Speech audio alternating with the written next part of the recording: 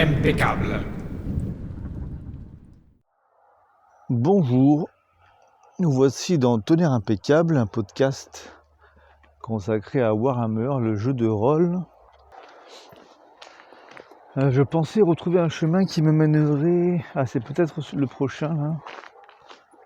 Qu'est-ce que c'est, des lucioles, là? Je sais pas.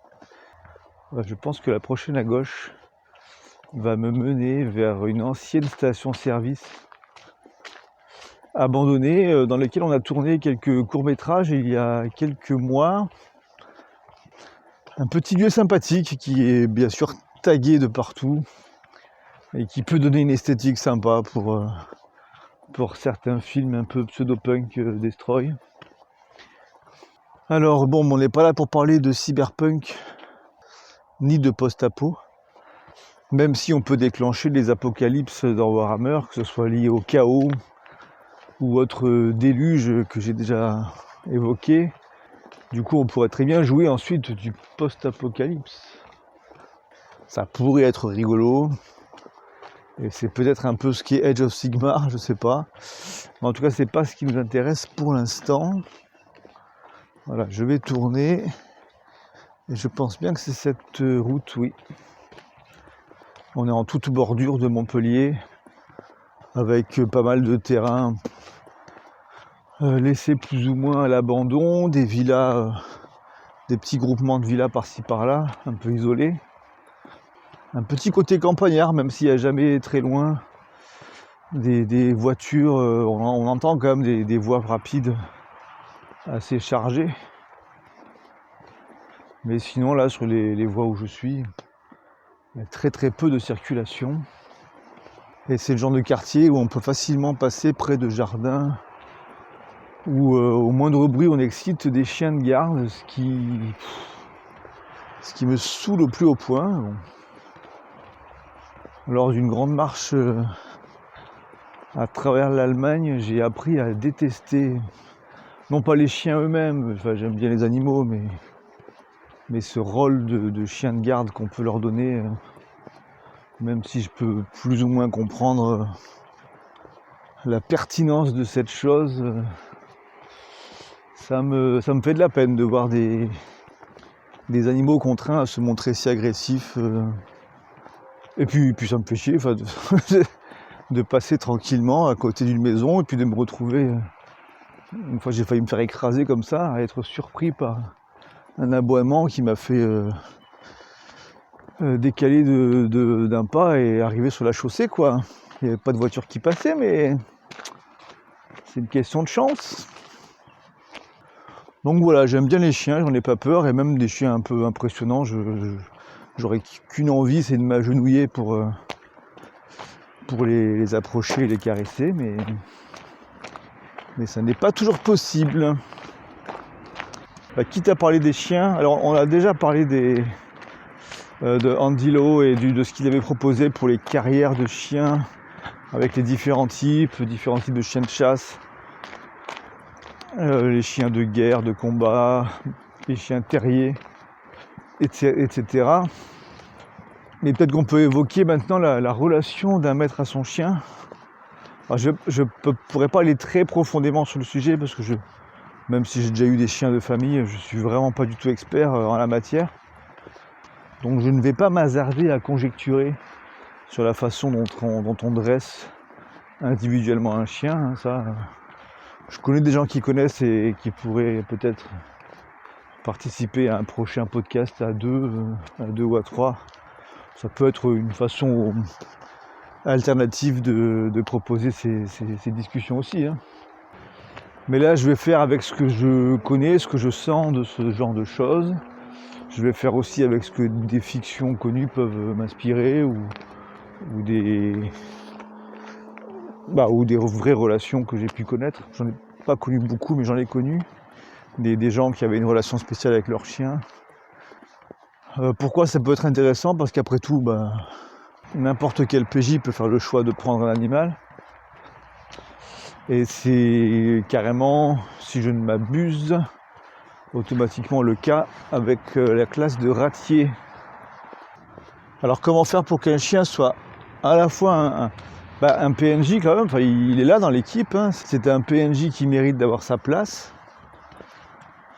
Mais bon, forcément, il y a de bonnes chances, c'est pas nécessaire, tout est possible, mais il y a de bonnes chances pour qu'il ait une place un peu limitée quand même. Dans le sens où c'est un PNJ qui ne parle pas, avec lequel tout ce qui est négociation, discussion sera forcément très limité.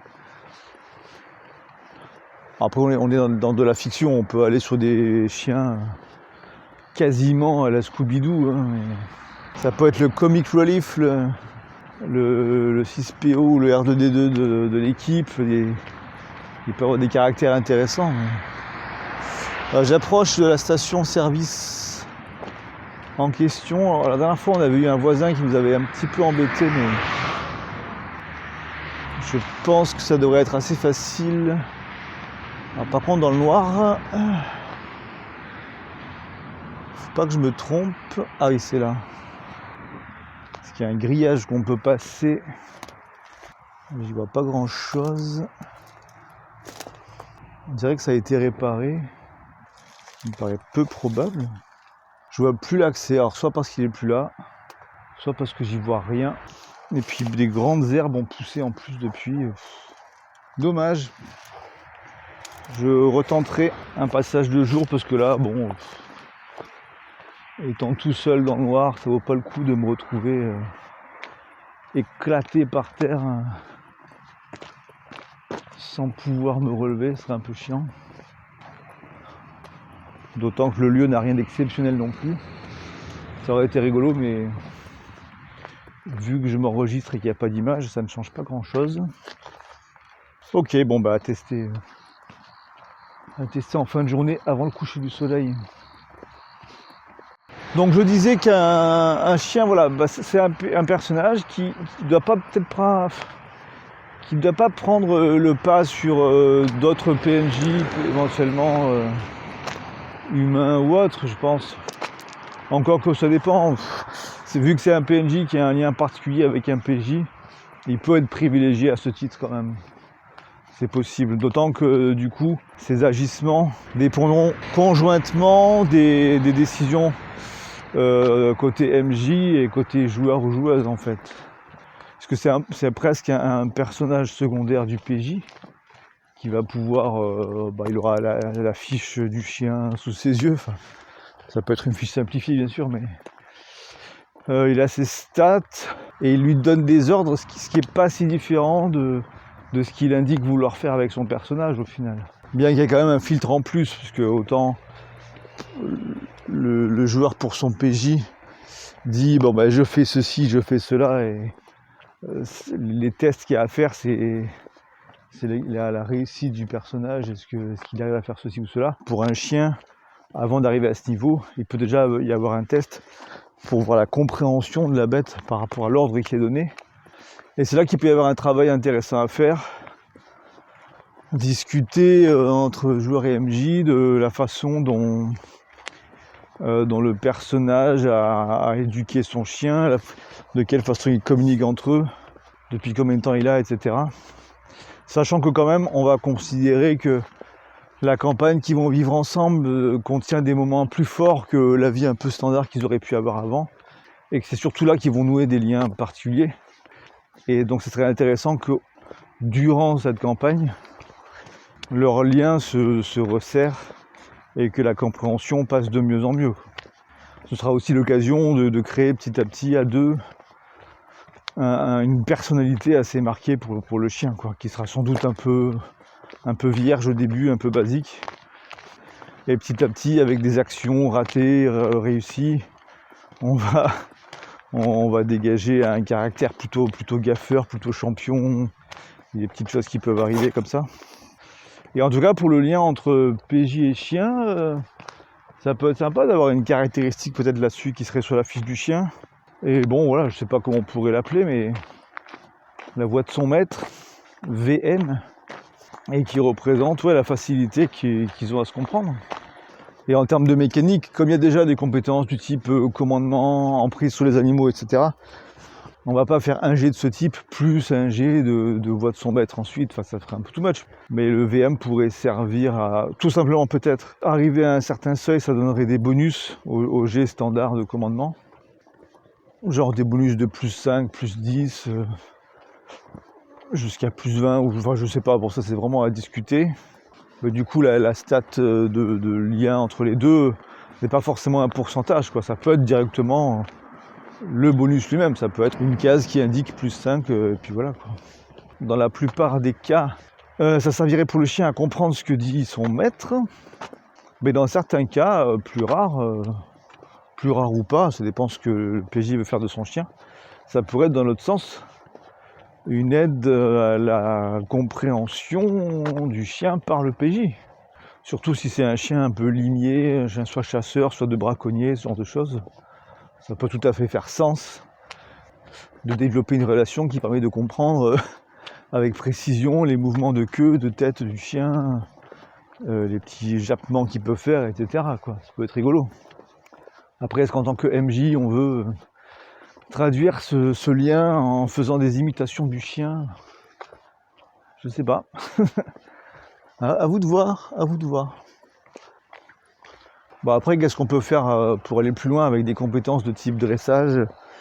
Quel genre de tour on pourrait apprendre au chien?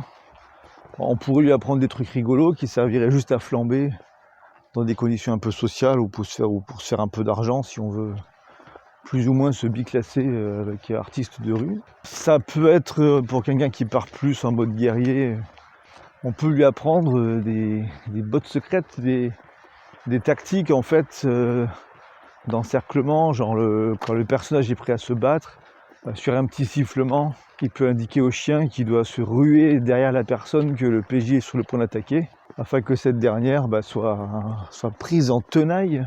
Alors ce genre de choses peut facilement devenir trop puissant, donc c'est à équilibrer avec des jets peut-être un peu plus compliqués, ou par le fait que ça va mettre en danger le chien, et sur un mauvais coup il peut être blessé pour des mois, voire être tué, quoi. Enfin blessé pour des mois peut-être pas, mais en tout cas pour des jours ou des semaines. Et quand je dis blessé pour des jours ou des semaines, c'est pas qu'il sera complètement immobilisé, mais au bout d'un moment il pourra à nouveau avancer, mais il sera plus en état de se battre du tout, quoi. Bon, pour un personnage ratier, bien sûr que le chien doit être capable de chasser la vermine, hein, en mode chien terrier. Alors là, il peut avoir, ça peut presque faire office de mini-jeu si on veut agrémenter ça. Dans la plupart des cas, ça serait pas très intéressant, je pense. Mais une fois de temps en temps, ça peut être rigolo et varier un peu que de faire une sous-scène assez rapide pendant laquelle les PJ s'effacent. Et le PJ qui possède le chien, le ratier, va incarner de manière un peu méta son chien dans un combat contre les vermines, dans des galeries où il y a des rats ou autres, quoi. Ça serait comme un petit jeu vidéo dans le jeu vidéo, un jeu d'arcade dans la Billy la banlieue pour aller sur une vieille référence. Ou dans Stardew Valley, on a ça aussi. Ça peut être drôle à faire une fois en début de campagne pour donner un peu du caractère à la classe de ratier. De toute façon, après, les occasions de chasser de la vermine, en général, sont pas très nombreuses. Mais voilà, en début de campagne, ça peut être drôle. Avec peut-être un rappel vers la fin de la campagne, quoi. Pas au moment où le climax est à fond avec un grand méchant à abattre, mais un peu avant, réutiliser ce type de scène, mais avec un chien qui entre-temps a bien évolué et qui va être plus efficace. Ça peut être drôle. À condition que ce soit pas long, quoi. Si toute la tablée attend pendant 1 heure pour ça, ça vaut pas le coup. Alors suivant ce qu'on accorde comme tour possible, est-ce qu'un magicien peut avoir un chien qui est entraîné à déstabiliser les magiciens adverses ou ce genre de choses? Enfin, au final, ça peut vite devenir un outil très puissant. Et du coup, alors si vous avez suivi le numéro que j'ai fait sur les routines, les exercices quotidiens que les gens peuvent faire, les PJ peuvent réaliser pour gagner un peu en force par de la muscu ou en FM par de la méditation, etc. Si on utilise des règles qui font que les chiens sont de beaux atouts, bah ça peut être d'office, ça peut occuper d'office le slot d'1 ou 2 routines quotidiennes, puisqu'il faut quand même passer du temps tous les jours avec le chien pour maintenir des bonnes relations et pour lui apprendre des choses, quoi. Je pense que ça se tiendrait et on peut imaginer que c'est compliqué pour le propriétaire d'un chien de gérer la bête correctement tout en prenant en plus 1 heure ou 2 par jour pour faire des pompes et des abdos, quoi. Alors que faire si 2 PJ ou plus veulent des chiens? Bon, déjà, est-ce qu'on autoriserait un PJ à avoir plusieurs chiens? Ça peut vite devenir galère. Mais éventuellement, si on repart sur le délire des routines et qu'on en autorisait 2 par jour, est-ce que ça voudrait dire qu'on pourrait avoir 2 bêtes? Bon, ça peut vite devenir casse-gueule, surtout si on part aussi du principe que plusieurs PJ peuvent avoir un chien ou plusieurs. Si on a 4 PJ, que chacun peut avoir 2 chiens, que ça en fait 8, bon, on commence à être sur une armée, quoi, hein. Si c'est que des chiens de combat ou de guerre, ça peut être une force non négligeable dans la région, quand même. Je dirais que si on est sur de la toute petite équipe avec 1 ou 2 PJ, le fait qu'il y ait un joueur qui a 2 chiens, ça pose pas de problème, quoi. S'il y a eux 2, ils en ont 3, pourquoi pas. Bon. Après, au-delà, je pense même pas que ce soit intéressant. Sauf si vraiment on est dans un concept d'équipe vraiment basé là-dessus, quoi. En mode punk à chien médiéval entre l'artiste et le cambrioleur. Enfin, pas cambrioleur, puisque les chiens, c'est pas forcément ce qu'il y a de plus discret, mais il y a la capacité de rançonner sur les routes un peu isolées, je sais pas quoi. Ça peut être des vies un peu spéciales qui peuvent être marrantes à jouer vite fait, mais je sais pas, ça m'inspire pas plus que ça pour l'instant. Ça peut être des chasseurs, par contre, ouais, clairement. Des chasseurs qui veulent chasser du bon gros gibier, des sangliers costauds, ce genre de choses. Des créatures un peu mythiques, là, partir en mode chasse légendaire. Là, oui, c'est sûr que avoir une petite meute, dans ce cas-là, on peut même monter à 3 chiens par personnage. Enfin, si c'est vraiment l'essentiel de la campagne, bon, c'est une autre problématique. Mais pour une campagne classique, je pense que limiter à 1 chien par PJ, ça reste l'idéal. Tout en dissuadant, si possible, les PJ d'avoir tous un chien, quoi. Ça peut être assez pénible à gérer quand même. Si les gens ont de bonnes raisons pour ça, bon, pourquoi pas.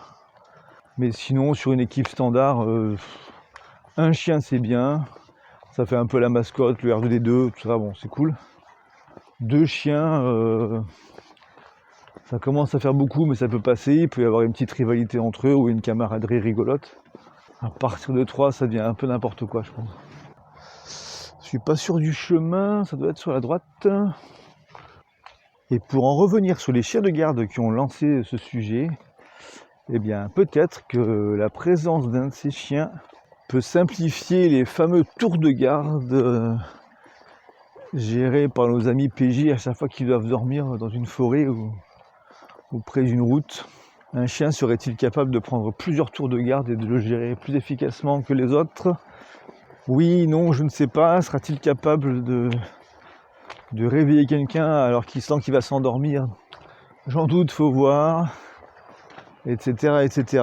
Le fait qu'il n'appréhende pas la situation de la même façon que tout le monde, ça rend la chose un peu délicate, mais en tout cas, c'est sûr qu'il a des sens plus aiguisés que beaucoup d'humanoïdes et qu'il sait faire savoir quand il repère quelque chose qui l'embête.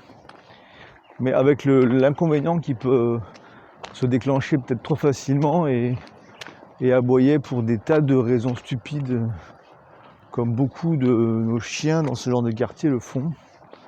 Ce qui va compliquer la nuit de nos PJ qui ont quand même besoin de récupérer après des journées remplies à se battre et à marcher avec de gros bardas. Ce n'est pas à négliger.